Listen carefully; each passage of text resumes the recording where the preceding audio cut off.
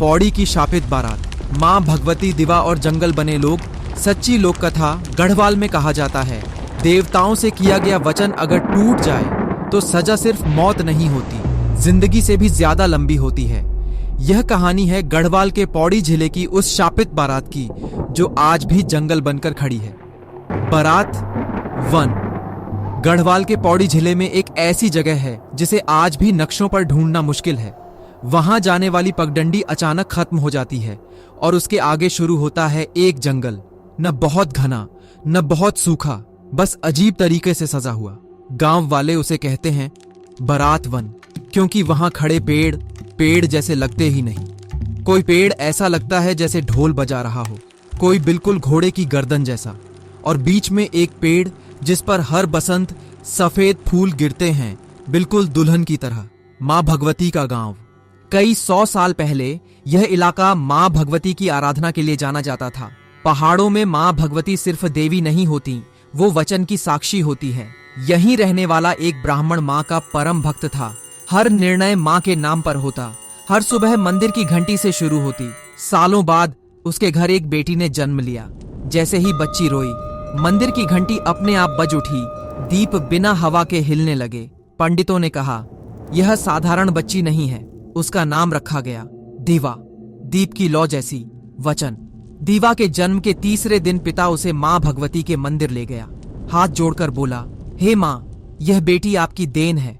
जब इसका विवाह होगा, इसकी बारात सबसे पहले आपके द्वार आएगी। आपकी अनुमति के बिना यह विदा नहीं होगी। मंदिर का दीप तेज जल उठा। वचन स्वीकार हो चुका था। दिवा का बचपन। दिवा बचपन से ही अलग थी। वह जंगल से नहीं डरती थी। मंदिर में घंटों बैठी रहती। अक्सर कहती, माँ मुझे बुलाती हैं। गांव की औरतें डर जाती। एक दिन दिवा ने कहा, मेरी शादी अधूरी रहेगी। पिता हंस पड़ा। बच्चों की बातें हैं। समय बीतता गया। दिवा विवाह योग्य हो गई। एक समृद्ध परिवार से रिश्ता आया। बारात दूर के गांव से आनी थी, लेकिन उस साल अकाल पड़ा था। व्यापार डूब रहा था। पिता ने सोचा, इतनी रस्मों की क्या जरूरत। उसने मंदिर का रास्ता छोड़कर जंगल के दूसरे सिरे से बारात निकालने का फैसला कर लिया। गांव के बुजुर्गों ने चेताया, माँ भगवती वचन नहीं भूलती। पिता बोला, मैं उनका भक्त हूं, वो समझ जाएंगी। यही भूल थी। बारात की रात अमावस्या की रात थी। पहाड़ों पर कोहरा ऐसा जैसे जमीन ने सांस रोक रखी हो। ढोल दमाऊ बज रहे थे। दूल्हा घोड़ी पर सवार था। दीवा पालकी में कांप रही थी। जंगल के मोड़ पर पहुंचते ही ढोल की आवाज टूट गई। मशालें बुझने लगीं। कुत्ते रोने लगे। दीवा ने धीरे से कहा, बाबूजी, हम मां के मंदिर नहीं गए। पिता गुस्से में बोला, आज नहीं। अचानक जंगल में घंटी बजी।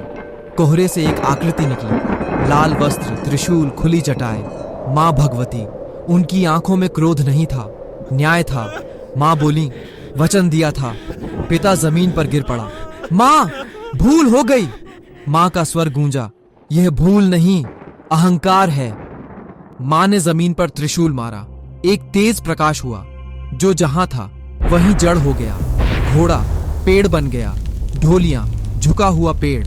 दूल्हा सीधा खड़ा साल का वृक्ष और दीवा की पालकी सफेद फूलों वाला वृक्ष। मां बोली, यह जंगल याद रखेगा कि वचन क्या होता है।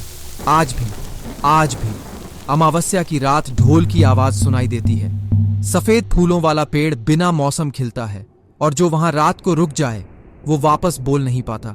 गांव वाले आज भी शादी से पहले मां भगवती के मंदिर जाकर कहते हैं, हम वचन निभाने आए हैं, क्योंकि पहाड़ सब याद रखते हैं। हमारा चैनल अभी नया है।